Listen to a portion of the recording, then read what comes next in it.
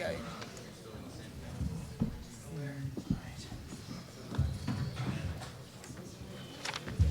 Oh, Michael.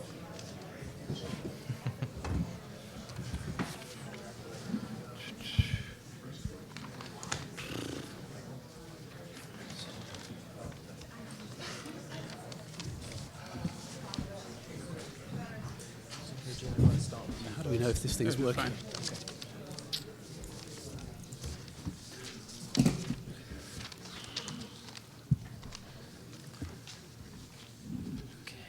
Okay. Is this working? Yes. Good afternoon, ladies and gentlemen. Thank you ever so much for being at the Middle East Institute for what I hope and I'm convinced will be an extremely interesting event at a particularly topical time, discussing a whole range of challenges that the United States government, the British government, the United Nations, and the broader international community are facing in the region. My name is Charles Lister. I'm the Director of Countering Terrorism and Extremism here at the Middle East Institute. And I'm extremely excited to have these three panelists with me, who I'll be introducing shortly. As a brief introduction, in late March, the international community proclaimed and celebrated the territorial defeat of ISIS's self-declared caliphate in Syria and Iraq, an entity that only 5 years earlier had been roughly the size of the United Kingdom and threatened local, regional, and global security in a way that I think we hadn't quite seen in modern history. The final victory in a small village called Baghouz in eastern Syria was a mammoth final fight, the scale of which I believe, came as a surprise to most of us. Mm-hmm. Since the defeat of ISIS's caliphate, public attention may have largely dwindled, but serious challenges remain. ISIS is far from defeated in Syria and Iraq, but poses different challenges than it did when it was in control of sizable swath of territory.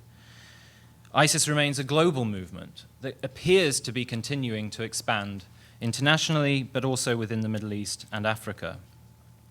Al-Qaeda, meanwhile, and its central command in the AfPak region has faced some challenges, but many of its affiliates have successfully adapted to challenging new circumstances and in many ways have successfully exploited the kind of instability we've seen spread across the Middle East.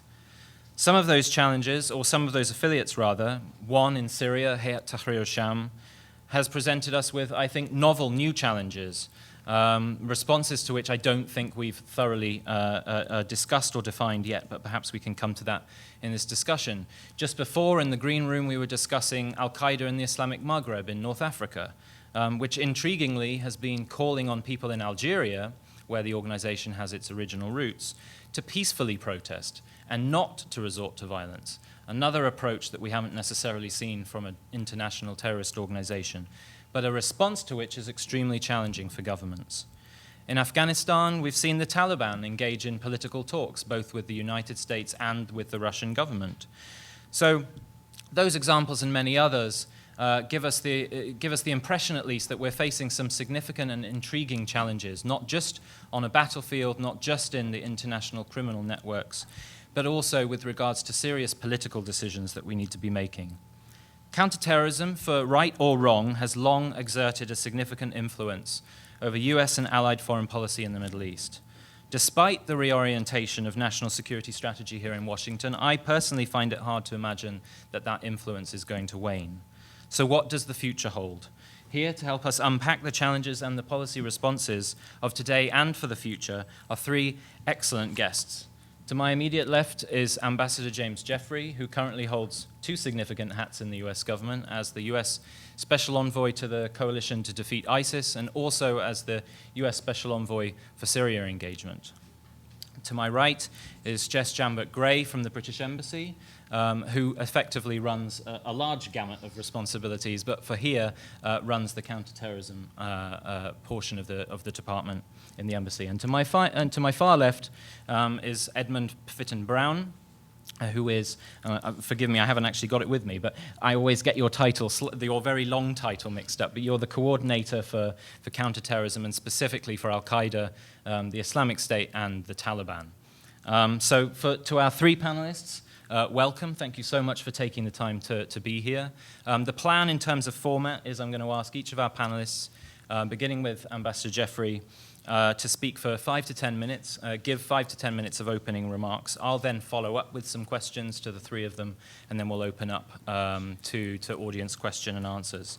I just want to reiterate that this is a public event. It is on the record, and I'm sure we all very much look forward to your questions soon. So without further ado, Ambassador Jeffrey, after you. Thank you, Charles. I could spend the rest of your time here this afternoon, and frankly the rest of the week, going over the themes here of U.S. policy on global terrorism, with particular emphasis on the Middle East, my portfolio. But I'm not going to. You can all find this on the State Department websites, and I endorse 100% of all of it. What I'm going to do today is three things. I'm going to talk about the significance of the defeat of ISIS as a caliphate, as a so-called caliphate and state. Secondly, the challenges we have specifically in defeating ISIS in Syria and Iraq, because that's one of my foci of work. And the third one is the impact of underlying dysfunctionalities, as I see it, in the rise of ISIS and the potential return of the same organization or something like it. So let's start with the defeat of ISIS. It's in the nature of governments to, no matter what the situation, worry. I'm sure in VJ Day, somewhere in the state, well, I know it was called the State Army Navy Committee, or the State War Navy Committee, was worrying away on the 38th parallel rather than celebrating and popping corks, and that's the way governments are. So our immediate reaction, and it was a just and correct reaction to the defeat of the caliphate along the Euphrates, was to say, hey, everybody, it's not over yet. We may have gone a bit too far. We did that for several reasons. First of all, we didn't want people to lose the bubble on the important threat that ISIS, even as a more classic terrorist organization, presents. Plus, many of us, including myself personally, watched as ISIS began moving from a classic terrorist organization, in my case, in a few places in Iraq in late 2012, to an army and a state within 18 months. And if it can happen once, it can happen again. So that's the second reason that we worried about this. And thirdly, and I'll focus on this a bit more in a second, we were very, very pleased with the kind of international cooperation we got in this ISIS fight. After, I have to watch my words carefully here as a government official, after a set of campaigns in the Middle East that some unfair outside observers would have characterized as less than fully successful, we dealt with a campaign that, while it took a while, for good reason, was extremely successful. The defeat of ISIS as a state is something we should all, as members of global civilization, be proud of. The way that movement emerged and developed, the threats it posed immediately to two states and then to half a dozen others directly and other states indirectly by refugee flows, by terrorist attacks, Paris, Berlin, and elsewhere, was enormous and was unique. The way we responded to it was also unique. We put together, we being not just the United States, but we played a key role, an 80 country and international organization coalition that actually did put a hell of a lot of money and a lot of forces on the ground.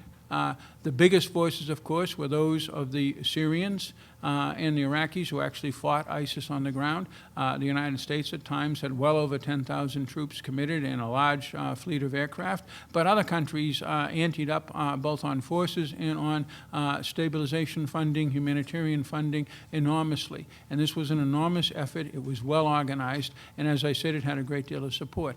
Furthermore, it had something that is unique, at least compared to our other conflicts. There was nobody opposing it other than ISIS itself. We didn't have people trying to infiltrate across the border and undercut what we were doing in Syria or Iraq against ISIS. We weren't trying to fight one eye forward and one eye back because there were people who were trying to pull our operation down. That was significant as well, and that is a lesson for us. Try to find conflicts where nobody is opposed to you winning it. If you find conflicts where people are opposed to you winning it, trust me, it's going to be a lot harder to win it. So that's the first thing. This is something we can be proud of. We can be proud of two administrations. We can be proud of all of those other countries who actually acted against ISIS. Second, but most of all, we can be proud of the people of Iraq and Syria, who were most affected by this. Secondly, we have a phenomenon of ISIS that has gone back to, in many cases, its Al-Qaeda roots, with sleeper cells, as we call them, and there are probably tens of thousands between Iraq and Syria. We're pursuing a somewhat different strategy in the two countries. In Iraq, it's a conventional counterterrorism, counterinsurgency campaign with a large coalition presence of many, not many, but some thousands of outside forces, including American, and training and equipping, but some actual military operations in support of the Iraqis planned for and in coordination with the Iraqi security forces. There are various problems, obviously, in Iraq, including with the PMF forces, the militias that were called up in 2014, but those are something that we think that we can work through, not work with, but work through. We have every intention of remaining on in Iraq as part of this coalition with this single mission in Iraq of defeating ISIS through helping the government of Iraq. In Syria, we're remaining with our partners in the fight against the Daesh forces, and that's the SDF, the Syrian Democratic Forces. For the moment, the President has announced that we are conducting a very deliberate and coordinated withdrawal, but that we will leave a small force for some time. The purpose of that force and other coalition forces that we believe will be joining us, and some have already joined us, is the enduring defeat of ISIS, which is at this point basically a stabilization effort along the Euphrates in the Manbij region and elsewhere to try to root out these ISIS cells, but more generally to maintain security and stability generally in that region, because that is a purveyor of the return of ISIS. We saw that in Iraq in 2014. We saw that in Syria earlier. That gets to the third thing we're doing in Syria and more generally in the region. The rise of ISIS, particularly in the form it took, is a manifestation of various dysfunctions in the Middle East. It's not just extremist Sunni jihadist groups that we have to worry about. It's also the impact of Iran and Iran's allies. In the case of the rise of ISIS, it was the government in Iraq, a quasi-ally of Iran, certainly a government that would listen to Iranian advice, or on its own took policies, decisions that were not conducive to the well-being of much of its population, particularly in the Sunni Arab areas.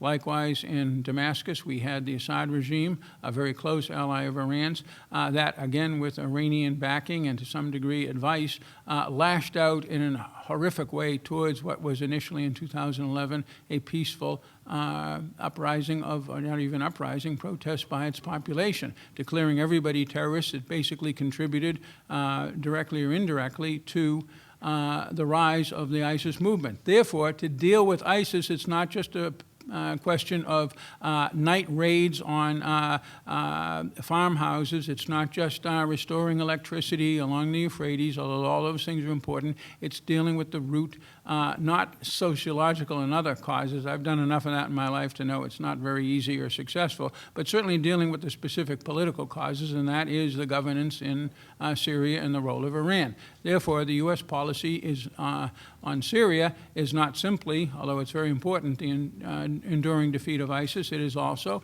to help effect a political process under the UN that will give us different governance of Syria, a return of the half the population that has fled its homes, and an end to the violence that is largely, if not entirely, perpetrated by the government. Finally, we want to see all Iranian forces out as part of an overall settlement that can restore Syria to, externally at least in terms of armies running around, the situation before 2011. So I'll stop there, Charles.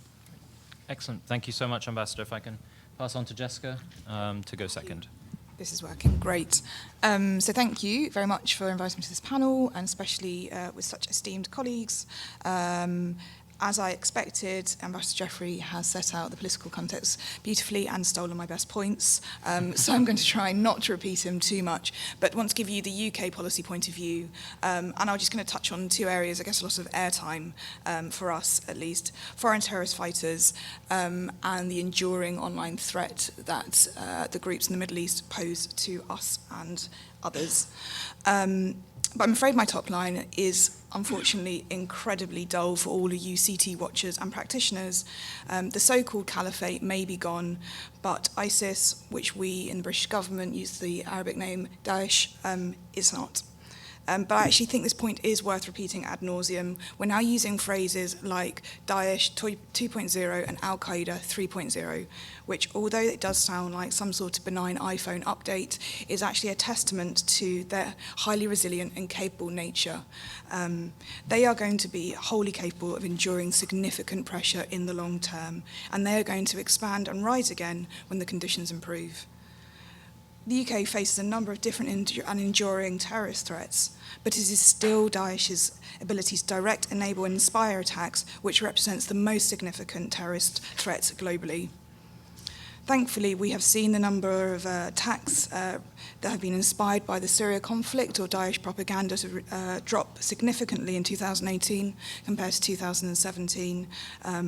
But history teaches us that these groups do not need territory to remain a threat. Attacks conducted by individuals inspired to act in the group's name will continue to be the majority of Daesh-linked attacks in the next 12 months. And with Al-Qaeda, the threat has never gone away. They have reorganised and they retain their intent and capability to attack the UK and other countries. They have become increasingly cohesive, and they look like they're being influenced by a group of Al-Qaeda seniors based in Iran who appear to have taken an increasing role in the global organisation. And I do think it's worth noting that Al-Qaeda are getting their propaganda game together here. They're no longer thought to be the analogue group to Daesh's 21st century tech-savvy organisation. So overall, we are seeing a terrorism threat in the Middle East that is not only changing, but actually is becoming more problematic in many ways. Daesh are on the rise again in Iraq, and I think it's clear to see that they are trying to regroup again in Syria. We're now facing a plethora of groups across the Middle East: Daesh, Al-Qaeda, HTS, Shia militias, name all the other small splinter and proxies that we are seeing. Money and propaganda flows out of the region, and in the recent threat will continue to diversify and evolve. We're seeing those attacks that just use vehicles and knives and that are moving from planning to attack stages that are becoming so quick it's becoming increasingly difficult for our intelligence organisations to intercept. This is definitely a shift that we're most worried about over the next couple of years. But over to foreign terrorist fighters, our favourite subject. This was my policy area before I came out to DC, and so I am fully aware of how complicated this issue is. The UK suffered its fair amount of attacks from recent memory. I was on duty on our crisis centre for both the Manchester bombing and the London Bridge attacks in 2017. I've seen in heartbreaking detail what these attacks can do. And I think actually it's this context I wanted to set this conversation about foreign terrorist fighters in. We cannot separate terrorism from politics. And right at the core of our counterterrorism policy is the British government's absolute priority to protect and serve the security of the UK and the people that live there. Since 2011, the British government has advised against all travel to Syria, and there is no consular support to any British national that has gone to Syria. We had about 900 travel to Syria. We estimate around 20% of those were killed, and about 40% have already returned. Those who remain in the conflict zone include some of the most dangerous, and they've chosen to stay to fight, raise families, or otherwise support Daesh. They will receive combat training, they've been intensely indoctrinated, and they've had the opportunity to expand their terrorist network. We've always been clear as the British government that we will use all the powers available to us, including legally, to prevent their return to the UK of those who have supported terrorist organisations abroad. Those who have supported Daesh, whatever their nationality, should face justice for their crimes and in the most appropriate jurisdiction. And for us, that usually means in the areas of which they have committed those crimes. We think any long-term solution to the foreign terrorist fighter problem in Syria is going to involve some sort of justice mechanism, and we've been working with our international partners on this issue for a long time now, and we'll continue to do so to find some sort of long-term solution for this unprecedented situation we face. I just want to quickly move on to the online space. I know that's moving out of the Middle East.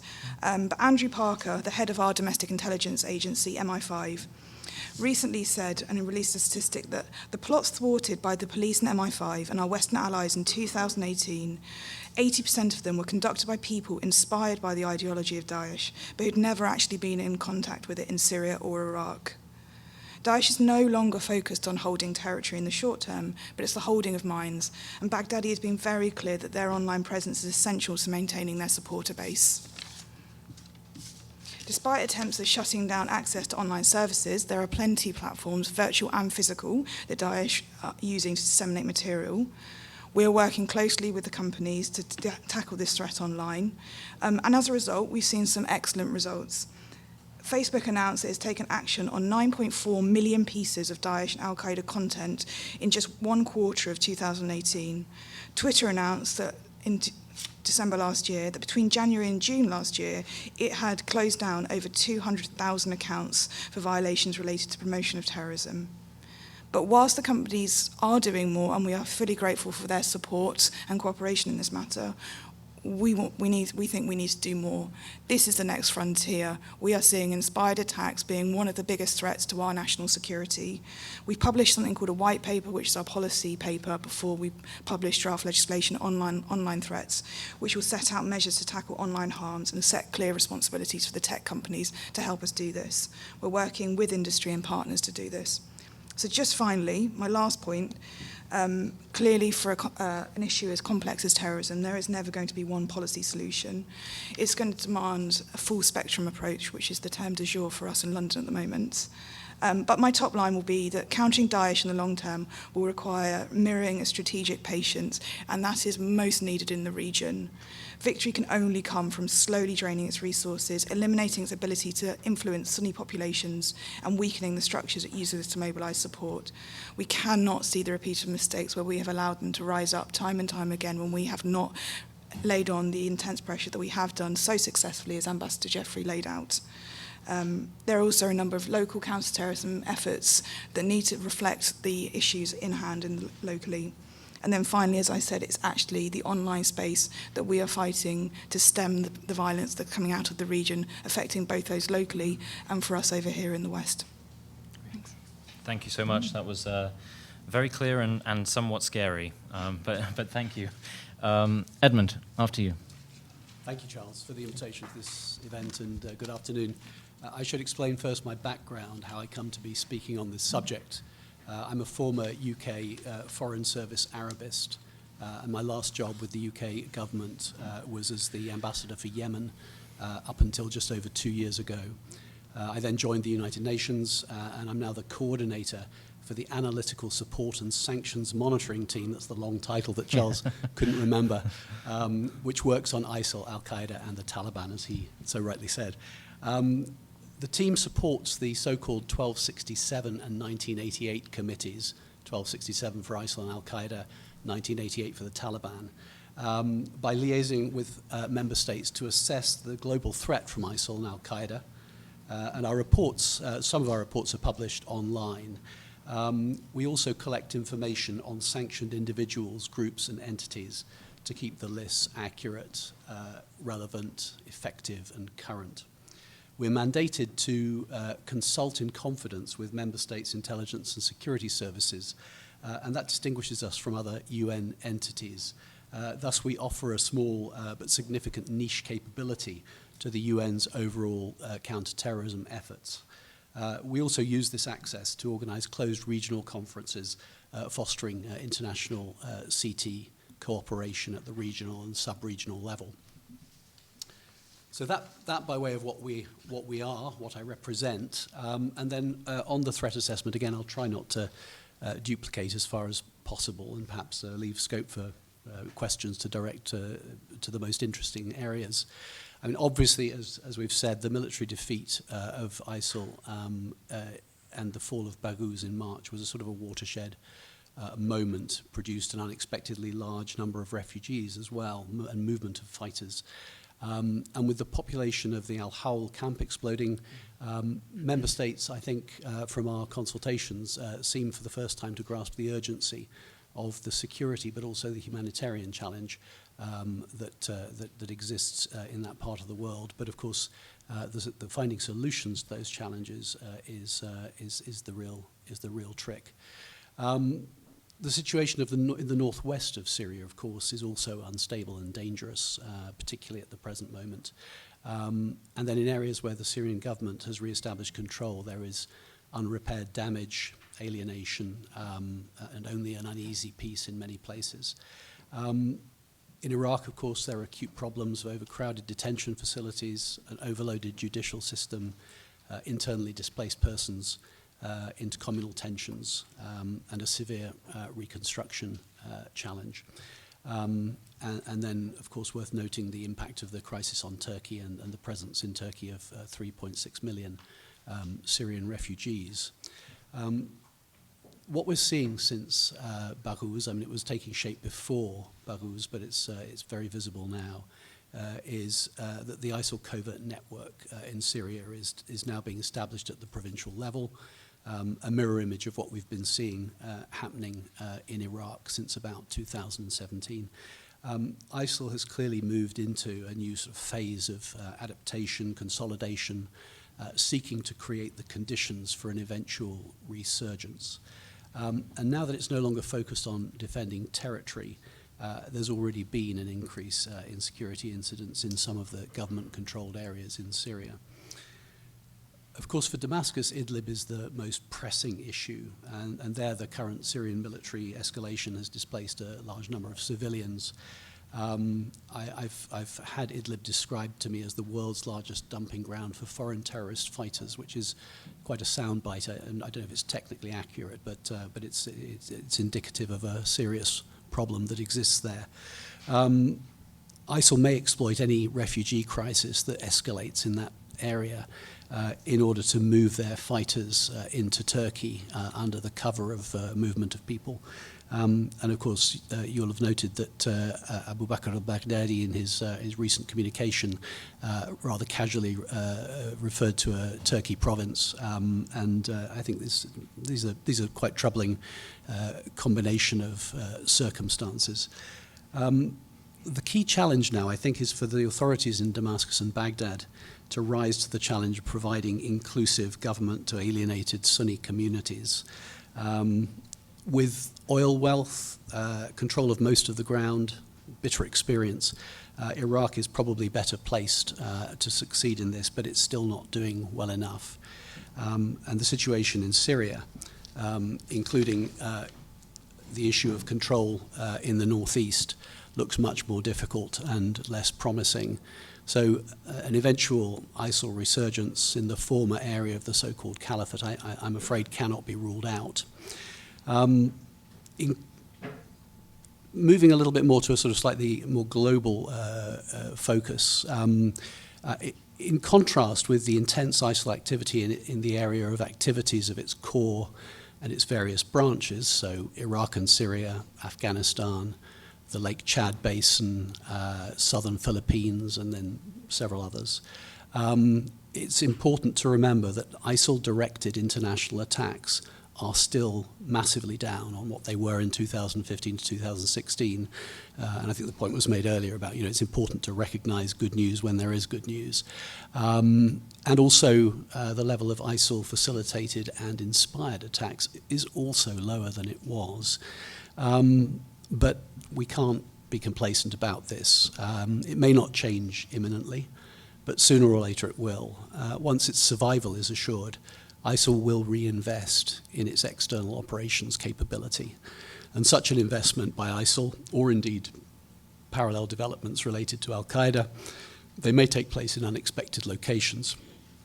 The key criteria are the time and the space in a safe haven to start to develop those ambitions and then to project a more developed threat. Eventually, this will present strategic attack options to the surviving ISIL and Al-Qaeda global leaderships. Sri Lanka is an important case study in this respect. It's clear that ISIL core knew nothing about the Easter Sunday attacks in advance, and that was really very clear from the sort of afterthought comment which Baghdadi made about it. But an ISIL-inspired presence had incubated in Sri Lanka and developed a sophisticated capability. It also had external links. There were some direct links to southern India, perhaps less direct links with other areas to which the members of the cell had travelled. Already the shock value and the scale of the Sri Lankan attacks has had an effect on the inspired terrorist threat and on the narrative of revenge for Christchurch, Baghuz, etc. I'm afraid I think we should expect to see more of this, although not necessarily on the same scale as was seen in Sri Lanka. The ISIL centre of gravity in the South Asia region is, of course, Afghanistan.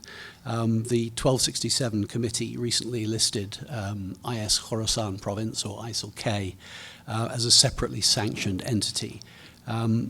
Despite difficulties fighting on multiple fronts against Afghan security forces, international troops, and the Taliban, ISIL-K has proved resilient, generating attacks in Afghanistan with impact disproportionate to the numbers of the group.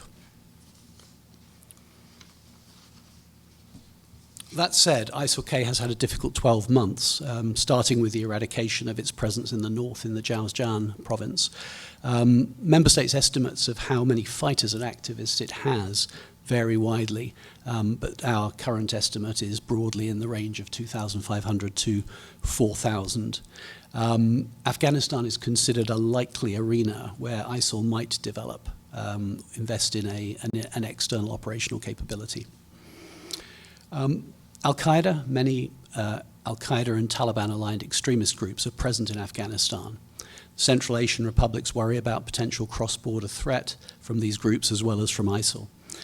That threat is currently contained, but of course Afghan politics and the peace process are evolving. It's not clear whether Afghan-Afghan reconciliation will ultimately reduce or increase the threat. I will just also mention West Africa and the Sahel as they connect to the Middle East region. The Al-Qaeda-aligned Jamaat Nusrat al-Islam wal-Muslimin, or JNIM, is growing increasingly effective. It's managing to deconflict or even cooperate with Islamic State Greater Sahara and with Ansarul Islam in Burkina Faso. There's a clear aspiration to destabilize Burkina Faso. And meanwhile, ISIL it seems to be devolving authority. It seems to be adopting a sort of a hub and spoke model, and that and allowing its most prominent affiliates to exercise some kind of a mentoring or support role with the lesser branches. And in this region in particular, IS West Africa province in Nigeria and the Lake Chad basin has grown in power and ambition recently. Now it claims attacks on behalf of ISGS.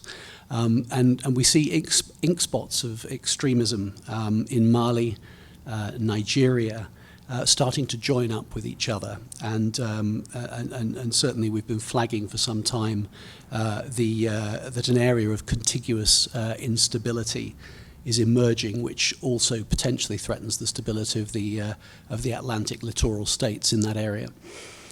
I think I should probably pause there. I don't have much new to say about the Arabian Peninsula or about Yemen. Southeast Asia, I think, is too far away from our region to be something that I would raise. But one or two emerging global concerns, the whole nexus of post so-called caliphate issues, what to do with the people who fought for it, worked for it, lived under it, is really massive, I think, in the short term.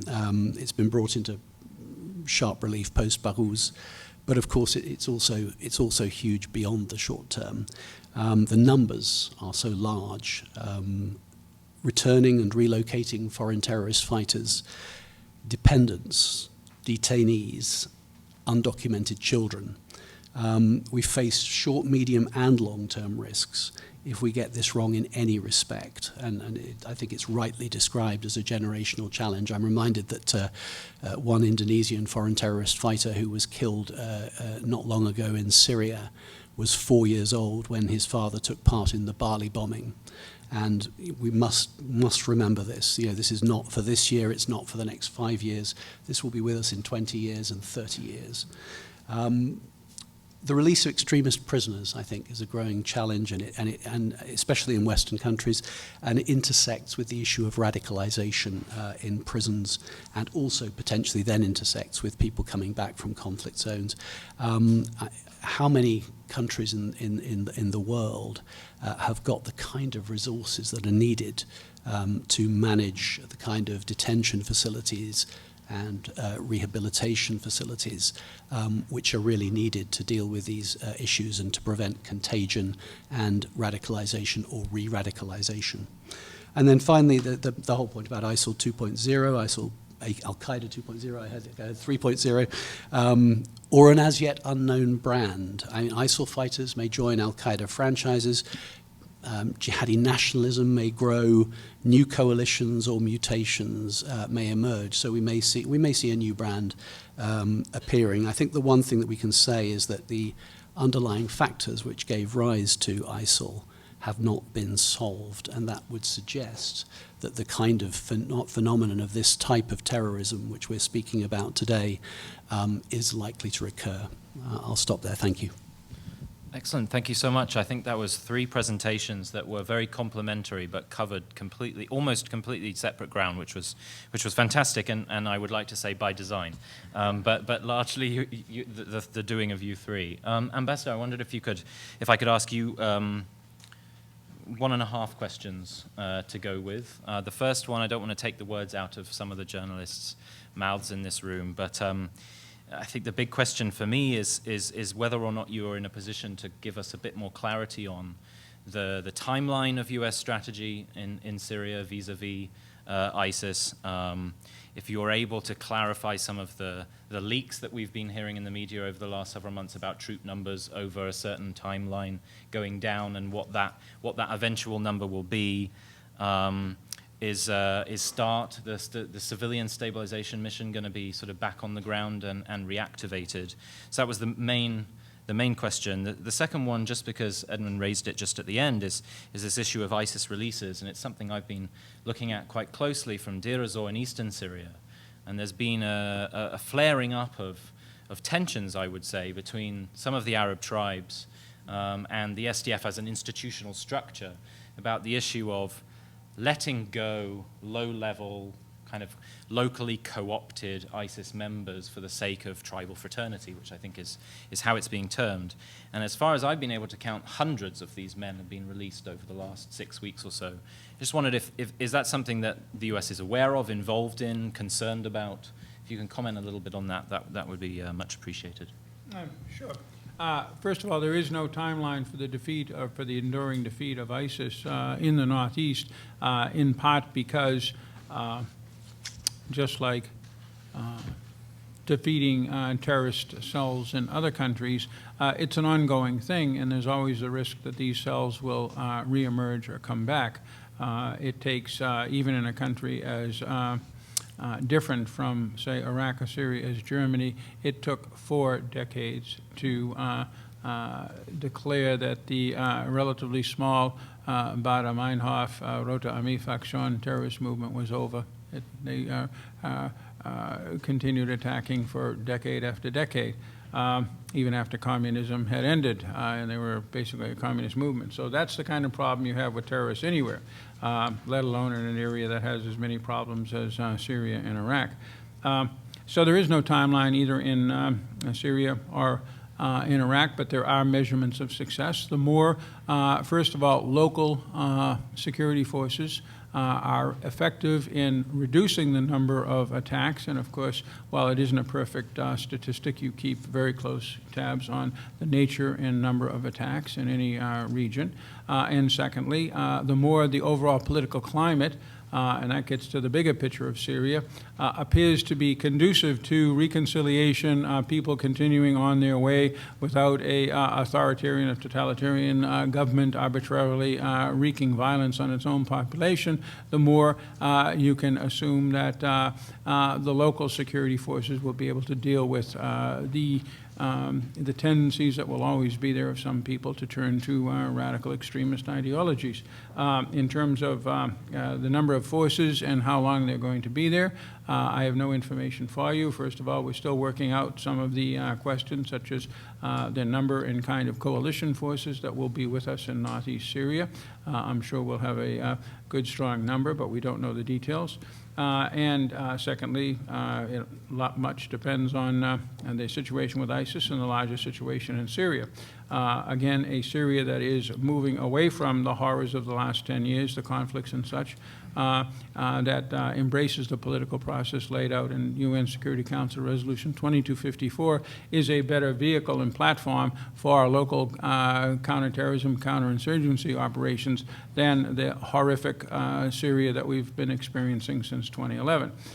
In terms of the START people, we're planning on having them back in very soon. On the situation of releasing some people, there have been frictions between the SDF and some of the communities along the Euphrates, particularly in some of the clearing operations after the final defeat of the Caliphate, those are being worked out. The U.S., we're doing this by, with, and through local partners. We're not giving anybody orders, but of course we are concerned about that. You saw that about 800 women from that region were released from the Al-Hol camp yesterday. That was probably a reasonable move because that was something that had been raised by local leaders from those communities. And what we've seen in Saudi Arabia and elsewhere is that to the extent you can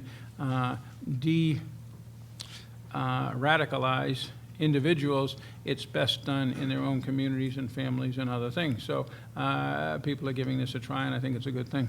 Okay. Great. Thank you so much. Jess, I'm going to ask you a tough question, but I'll give you an out question in case you don't want to expand. But you piqued my attention when you said that you had been picking up on increasing signals that Al-Qaeda figures in Iran were playing more of an influential role in directing Al-Qaeda globally. So if you are in a position to expand a little bit on why and how and in what direction, that would be really interesting. If you're not, or if you would like to also answer this question, there's been some talk in European countries that the rise of ISIS and at least for a period of time, the massive escalation in directed and inspired attacks had a knock-on effect in increasing the threat of far-right terrorism. Have you seen that in the United Kingdom, and are you able to expand a little bit on what that threat looks like?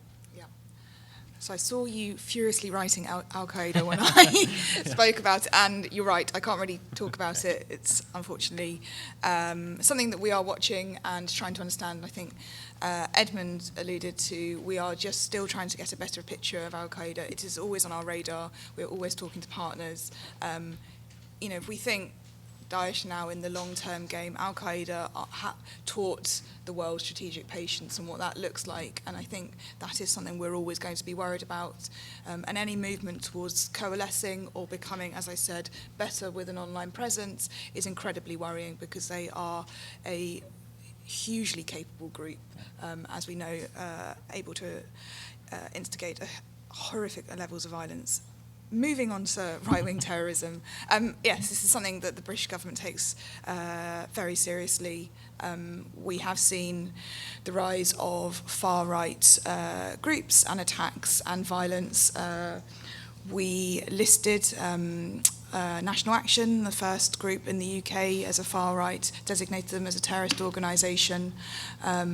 We have something called the Channel Programme in the UK, which is our de-radicalisation programme, and almost 50% now of the people that are put through that de-radicalisation programme are actually from far-right groups. And that's the level that we are taking this seriously. In terms of the internationalisation of the threat, we're still in the early stages, but I think, unfortunately, Christchurch really did focus the mind, and we are working with partners to try and understand the internationalisations, the flows of money, but also, who are these people meeting, who is influencing who, and we're seeing this come out post-Christchurch, that there are strong links, and that is deeply worrying for us. So it's something that we'll continue to keep an eye on. Excellent, thank you so much. And Edmund, so you used a phrase that I've used before, jihadi nationalism. towards the end of your comments, which obviously sparked my interest. And it was going to be the question I was going to ask you to expand upon anyway. But I think what we've seen over the last years, and I know you've talked and you've written about this yourself with a recent interview on CTC Sentinel, but I think this, ISIS went global in a very dramatic way. Al-Qaeda kind of went to ground and quietly readapted and exploited unstable environments. And out of that, there are indications of a third model. And that third model can be, in a kind of abrupt way, described as jihadi nationalism. Not nationalism in the way that many of us would understand, but in the way in which an organization can maintain pretty much very much the same ideology, but directing it strictly and only within a nation-state boundary. I think the Taliban represents probably the first and most significant example of that, but we've seen that kind of rhetoric coming out of northwestern Syria, I think in Mali, the anecdote I gave at the beginning about Algeria. Is this something that the United Nations is looking at, is concerned about? Because I assume some member states will see that in dramatically different ways than others. Does that pose challenges to the sanctions regime and the DTO kind of basis for designation? Yeah, no, it's a good question. I mean, I think I guess one perhaps might also mention Al-Shabaab as perhaps being broadly in that category. Certainly, northwestern Syria you've mentioned, and then I think not just Mali, but perhaps more broadly in that Sahel area. And perhaps we shouldn't be absolutely insistent on it being a single nation, because I think in the Sahel and in West Africa it may be something that is both sub and supranational, in the sense that it may go along tribal lines, that sort of conflicts between farmers and shepherds and all of those sort of existing dynamics that exist in that part of the world, and I think that becomes interesting there, because it seems very much directed at undermining state authority. It seems there to be, and I think we've said this for some time, that Al-Qaeda was in the habit of embedding itself in the sort of the local issues wherever it was located, and in some areas I think that's created this kind of hybrid which we were referring to. And there are some technical challenges that go along with it. I mean, sometimes with sanctioning, the question arises of are you the Taliban, for example, are they inevitably a part of the long-term political solution in Afghanistan? I think probably most people would say yes. That seems to be the direction of travel, and that then obviously you don't then want to be sanctioning them as terrorists. You want to be sanctioning them as spoilers of peace and stability in Afghanistan, and using the sanctions regime to encourage them not to do that. There's a Mali sanctions regime for that same purpose. And of course, primarily Al-Shabaab is addressed under the Somalia sanctions regime rather than under 1267, although there is overlap with 1267 as well. So that's one sort of technical aspect as it affects the UN. But I suppose the broader policy, international policy challenge is trying to understand what do these local circumstances do to the groups, and what do the groups do to the local circumstances, and that's where you may then end up with that, as you referred to the situation in Algeria, where you have AQAM actually saying things which sound remarkably responsible, and yet the clue is in the title. It's Al-Qaeda in the Islamic Maghreb, which hardly makes it a respectable political party. So I think that's the interesting point, that these are mutations, and because they're mutations, I think they will all take on slightly different characters depending on where it is. And the more complex the environment in which they are located, the more complex the mutations may be, and the challenges, as I think you've very clearly expressed in the past in northwestern Syria. Great, excellent. Thank you so much. Right, I know there's going to be loads of questions, so hopefully 40 minutes is going to be enough. Before I point to the first people, can I just ask you that you identify yourself beforehand? I assume we will have a microphone to hand around, so also wait for that to come to you. So we'll start with Michael here at the front, and we'll start moving back.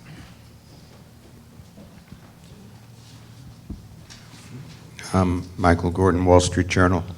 For Ambassador Jeffrey, during the counter-ISIS campaign following the fall of Mosul, there was an implicit truce, really, between the United States and Iran and Iranian-backed popular mobilization forces that was really very important for the success of the campaign. If Kataib Hezbollah had been attacking the U.S. and vice versa, it really would have undermined the effort.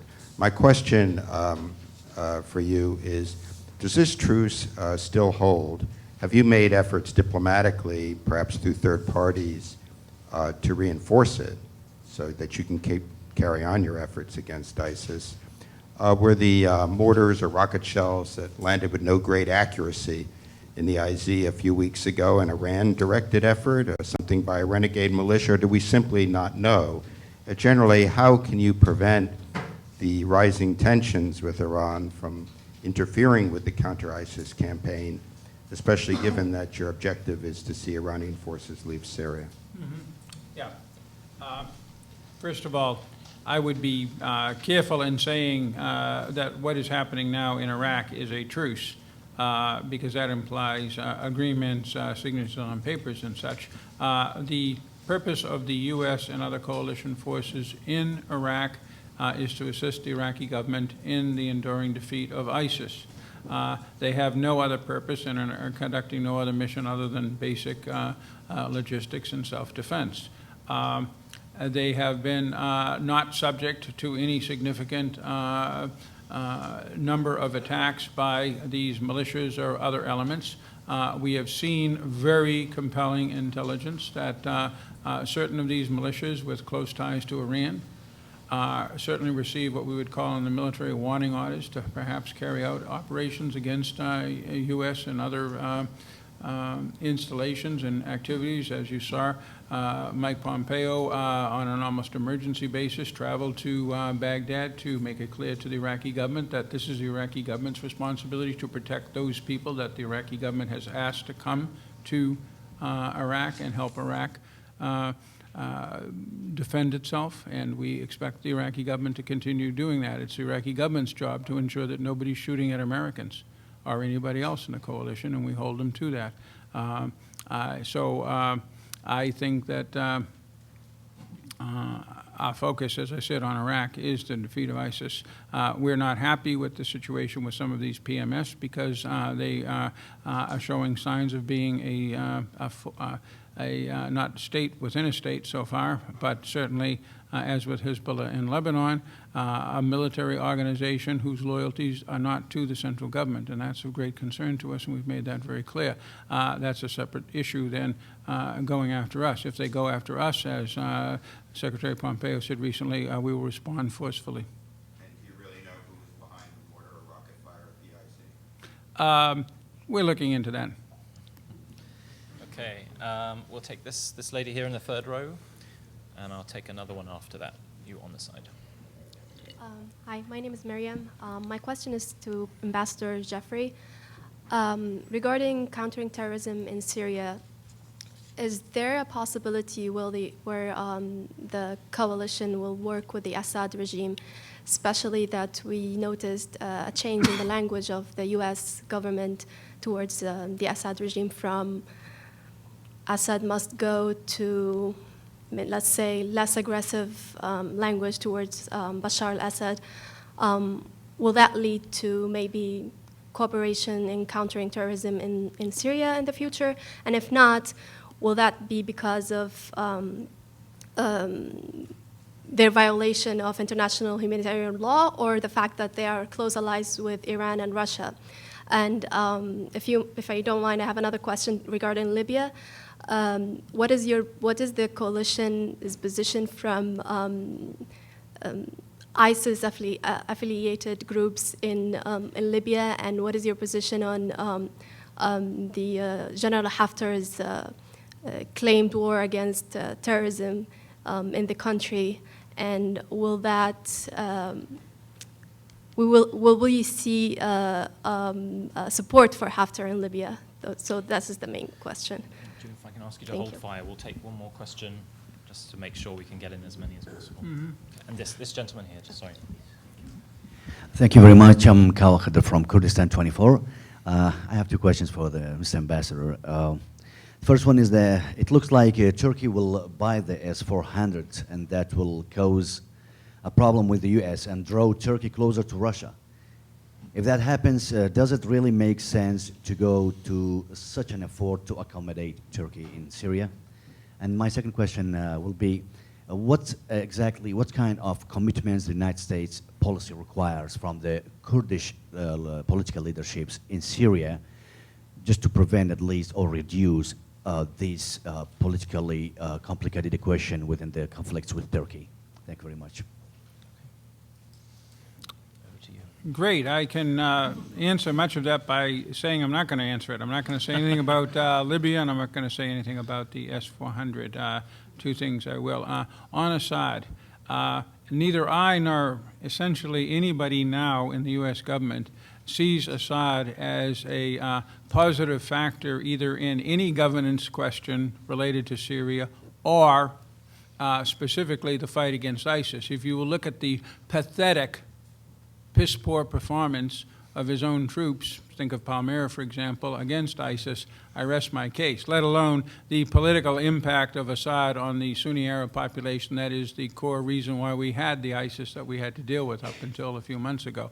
But the question of Assad's role in the future of Syria is one for the Syrian people to decide through the 2254 process. That is what we support, a constitutional effort to change the way the government legally deals with its, the state deals with its people, and free and fair elections, including by the diaspora, regulated by the UN. So that's our vision for the future of Syria. It's not regime change, it's change of the behavior of whatever the state is and whoever governs it.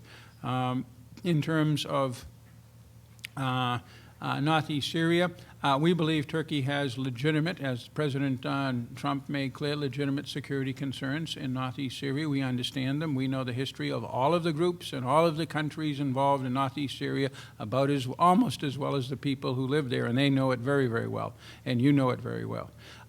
So we're doing our best to come up with a situation that will ensure that neither the security of Turkey nor the security of the people of northeastern Syria, with whom we have been conducting this campaign against ISIS, is affected in any negative way.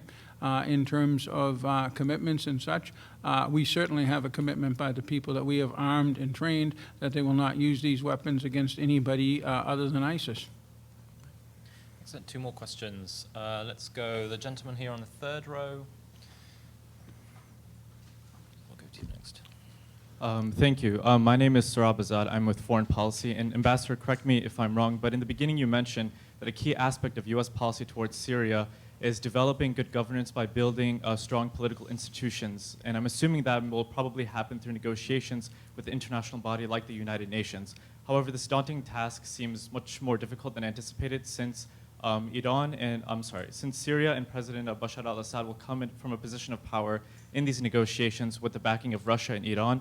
What will happen in the case if President Bashar al-Assad offers very limited and insignificant concessions towards his government? You've just described the current situation in the UN negotiations with the Assad regime, but the Assad regime is currently occupying roughly 60% of its territory. Half of the population has fled its homes, almost all of them because of fear of violence at the hands of the Assad regime, into either non-Assad controlled parts of Syria or neighboring countries or on to Europe. The country is under extraordinary UN and, not UN, EU and US sanctions. There is a general, it's a political, not a legal, hold on reconstruction assistance that is largely executed by Europe, by the Arab world, and by international organizations, i.e. the people who have the money. So that's the situation Assad is in. I don't think he's coming to these negotiations from a position of strength, but that's something we can debate. But that's the situation he's in. Okay. Hopefully Jim's going to be able to catch his breath in a minute, but we'll take a question from this lady in the second row for now, and I'll try and take another one afterwards. Thank you so much. My name is Sina Mohammed, the U.S. representative of Syrian Democratic Council. Mr. Ambassador, thank you so much for your efforts that you are doing till now, and many efforts of the U.S. administration in counterterrorism with the global, and with the efforts of the SDF that they are also have a great role in ending the ISIS and terrorism there. But post-ISIS, now the political solution, and you know that till now the north of east of Syria, they are excluded from this peace talk in Geneva and even the constitution of the Syrian constitution. So what do you think about that? And another question is also regarding the solution all over Syria.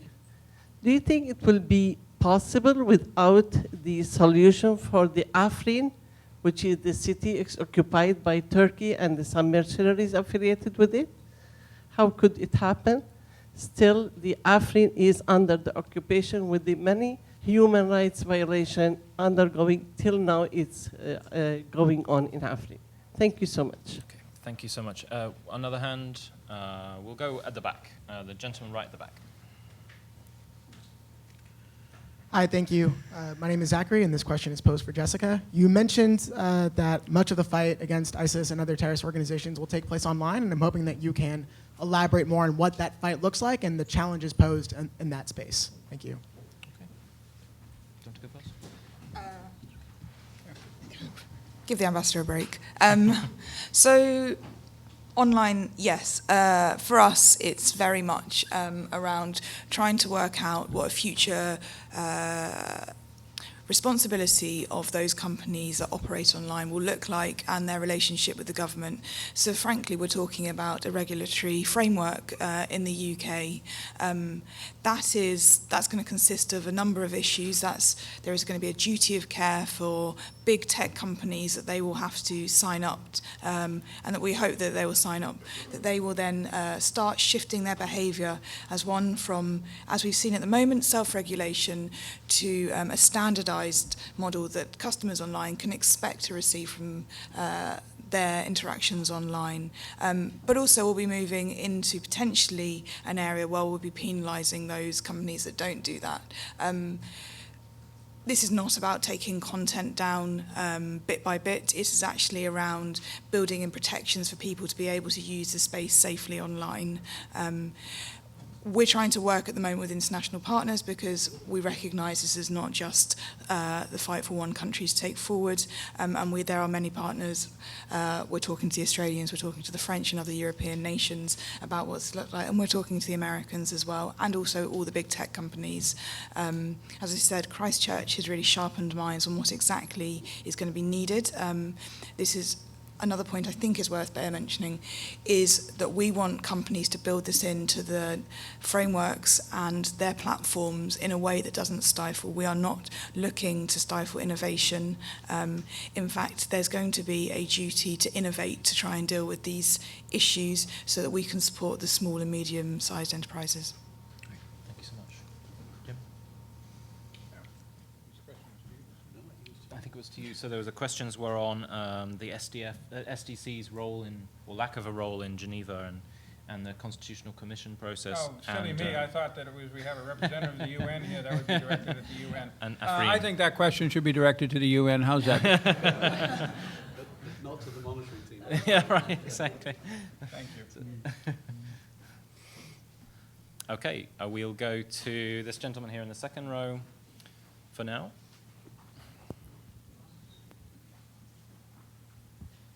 Dmitry Kirsanov with us. Ambassador Jeffrey, I was hoping you could speak a little about whether or not something grew out of the Sochi talks, so to say. You were there, you were part of the secretary's team, you took part in talks with President Putin and Minister Lavrov. Secretary Pompeo said that there was a number of concrete steps agreed, if I remember correctly, speaking to reporters after the meetings in Sochi. So has anything grew out of that? We didn't see any high-profile follow-on engagement, so to say. And tangentially to that, do you think it could become, I mean, the engagement on Syria could become a vehicle to maybe a counterterrorism cooperation regarding ISIS in Syria, Iraq, or I don't know. Okay, and we'll just take one more question. If I have a show of hands out, this gentleman here on the far left, my far left. Thank you. I'm Tom Lippman. I'm an adjunct scholar here at the Middle East Institute. My question is addressed primarily to Mr. Fitton-Brown. I was surprised at the extent to which the Taliban figured in your remarks. My impression was that the Taliban is in kind of a different category. This goes back a long time. The United States more or less accepted the Taliban as a legitimate player in Afghanistan, especially before 9/11. They were allowed to send a delegation to the United States in their quest to be recognized for the UN seat. And we Americans have shown a willingness to talk to them and they to us. It doesn't exist with these other groups. I mean, does the Taliban really belong in this discussion? Shall I start? Go for it. Yeah, go for it. I'm going to talk about the Taliban today, and I won't later. It will be a discussion to the extent that, first of all, it's part of the mandate. The mandate grew out of the original sanctioning of Al-Qaeda and the Taliban together back in 1999, and then that went through various evolutions and iterations. Does it belong in the conversation philosophically? I think it does, yeah, because when you're looking at the key affiliates of ISIL worldwide, the one in Afghanistan is the largest. Now, the relationships between the various groups in Afghanistan is complex. The relationship between the Taliban and ISIL-K is broadly antagonistic. Most of the time, the Taliban is fighting them, but it's not an uncomplicated relationship. It's also true, of course, that the Taliban, by creating instability in Afghanistan simply by pursuing its insurgency, has also created permissive space in which ISIL-K has been able to take root and manage to constitute quite a threatening presence. And then you come back to Al-Qaeda, and the fact of the matter is that the Taliban has not broken its relationship with Al-Qaeda. Now, this is something that the United States will need it to do if there's going to be